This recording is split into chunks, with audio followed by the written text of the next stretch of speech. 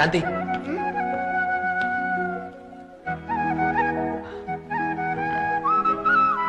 నేను చాలా రోజుల నుంచి నీకు ఒక విషయం చెప్పాలనుకుంటున్నాను.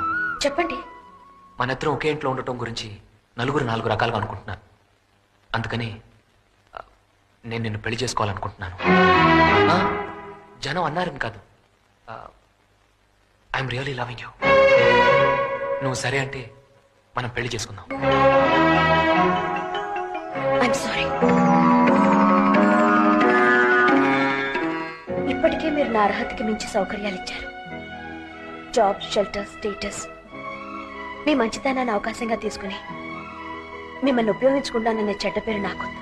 శాంతి, గుళ్ళో దేవుణ్ణి రోజు చూడాలనుకోవడంలో తప్పులేదు, కానీ దేవుడి పక్కనే చోటు కావాలని అనుకోవడమే పేరాస్ అవుతుంది. నాకు అర్హత లేదు, అదృష్టము లేదు.